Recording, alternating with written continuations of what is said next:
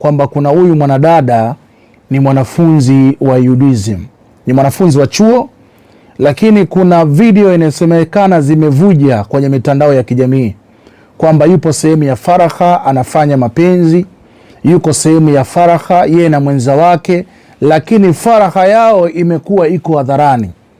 Yani yale maumbile yake, namna ambavyo alikuwa anafanya mapenzi imekuwa ni jambo liko hadharani, lipo katika simu za watu, liko katika vichwa vya watu.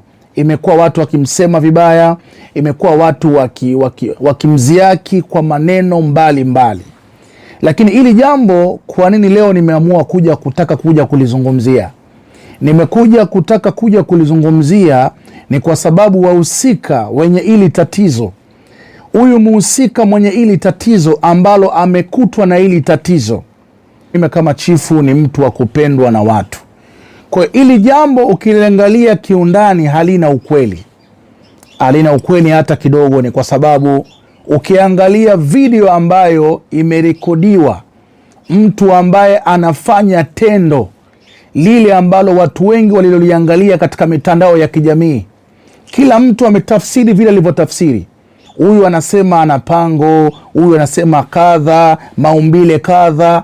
Imekuwa ni aibu, imekuwa ni fedhea, imekuwa ni mtu ambaye amevuliwa nguo. Lakini kikweli kabisa huyu mwanadada ameonewa. Ameonewa ni kwa sababu video iliyopostiwa na video ambayo iliyochezwa katika mjongeo wa video ya ngono, ukiangalia hiyo video kiundani na ukimwangalia mtu aliyeshutumiwa kama ni kweli amefanya iko kitu, ni vitu viwili tofauti. Kwa sababu ile video ni ya muda mrefu, video ile ni ya muda mrefu.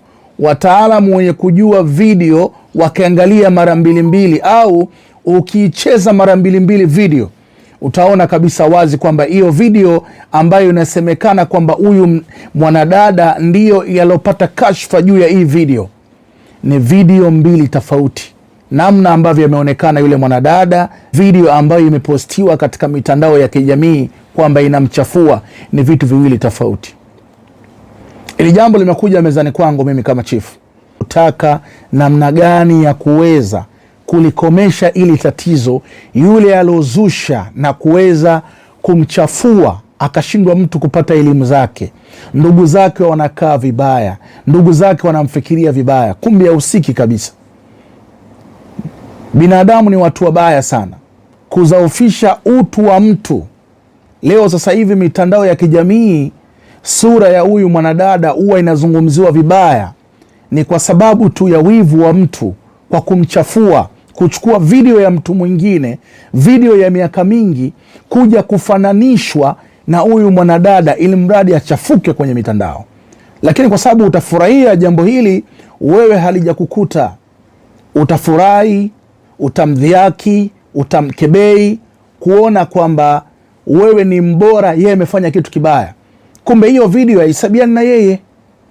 Kwa wale wataalamu, hebu angalieni hiyo video, alafu muangalieni na mtu mwenyewe aliyoshutumiwa juu ya mambo ambayo kayafanya. Ni vitu viwili tofauti. Na nilivyoangalia ile video kiundani, nimeona kabisa ni kweli sio kweli kwamba huyo mliomshutumu kwamba kweli yeye ni mtu alofanya hiko kitu, kujizaririsha mbele ya jamii, kwa sababu duniani nzima video yake inaonekana. Sasa hivi yuko kwenye hali mbaya sana. Ni mtu ambaye anafikiria, ni mtu ambaye anajificha ndani. Ndugu zake baadhi wamemtenga, wazazi wake wamemkataa. Ni mtu ameonekana mtovu wa nidhamu, lakini mtu kachukua video ya mtu mwingine ili kuonekana kwamba huyu aliyofanya hivi ndiyo huyu muhusika. Lakini sema ukweli wa kwamba watu ambao wanaofanya na kuchafua watu ni watu wabaya sana, ambao mwisho wa siku yatakukuta matatizo wewe ambaye uliomchafua mtu kwa utu wake, uliomchafua mtu akashinda kutizamwa kwenye macho ya binadamu. Unamchafua mtu ambaye hana makosa, kuchukua video ya mtu mwingine ukaambatanisha na sura yake, ukaambatanisha na video zilizopita, lakini sio video hiyo ambayo yenyewe imepostiwa na kumchafua mtu, kuonekana maumbile yake wazi, kuonekana mmemvua nguo mbele ya jamii ni jambo baya sana.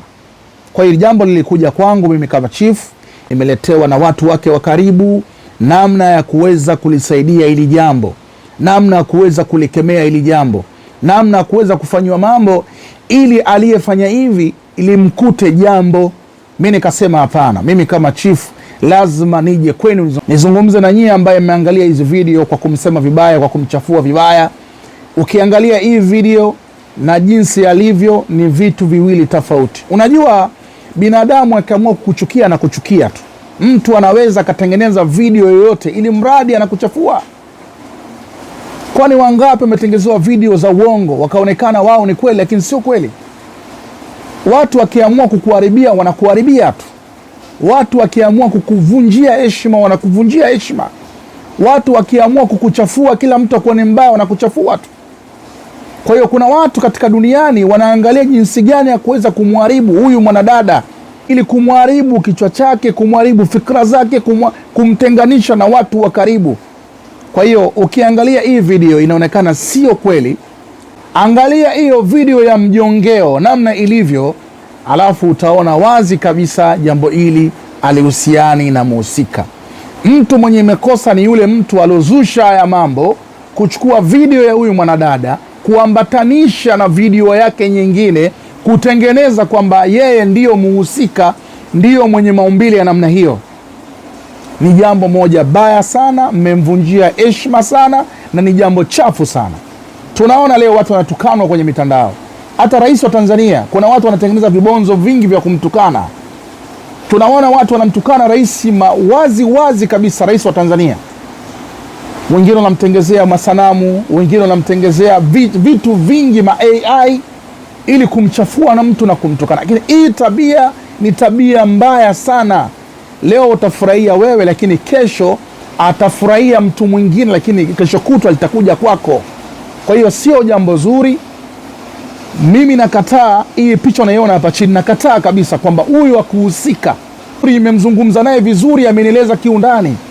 Ukija kwa chifu ukihitaji msaada kuzungumza jambo lako tukusaidie, lazima uwe ni mkweli. Nimezungumza naye, nimezungumza na wanafamilia, jambo hili halihusiani kabisa. Na watu wamechukua video ili kuweza kumchafua huyu mwanadada. Ni jambo sio zuri kabisa.